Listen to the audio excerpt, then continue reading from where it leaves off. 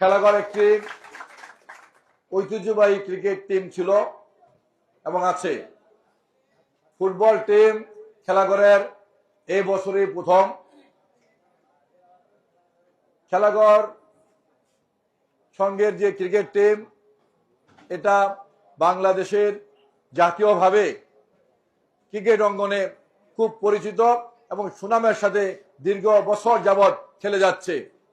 আমি মনে করি সেই ঐতিহ্যকে ধারণ করে খেলাঘর সমাজ কল্যাণ সংস্থার যে ফুটবল টিম আজকে গঠিত হতে যাচ্ছে, যার আজকে উদ্বোধন এবং জার্সি বিতরণ উদ্বোধন অনুষ্ঠান হতে যাচ্ছে, এই ফুটবল টিমের মাধ্যমে ফুটবল জগতে খেলাঘর সমাজ কল্যাণ সংঘ একটি গুরুত্বপূর্ণ ভূমিকা পালন করবে।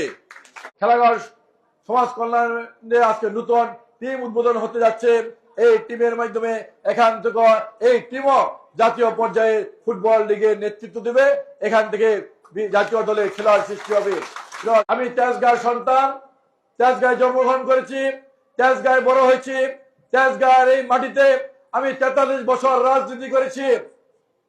সেই দাবি নিয়ে আমার ভাইদের কাছে, আমার বন্ধুদের কাছে, আমার বড় ভাইদের কাছে একটি অনুরোধ, একটি আহ্বান, আমার জন্য আপনারা দোয়া করবেন। আমাকে যেন এই এলাকায় আল্লাহ পাক কবুল করেন।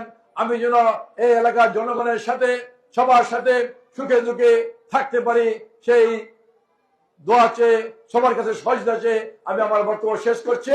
এবং আজকে খেলাঘর সমাজ কল্যাণ সংস্থার ফুটবল টিমের এবং ফুটবল টিমের জার্সির এখানে উদ্বোধন ঘোষণা করছি।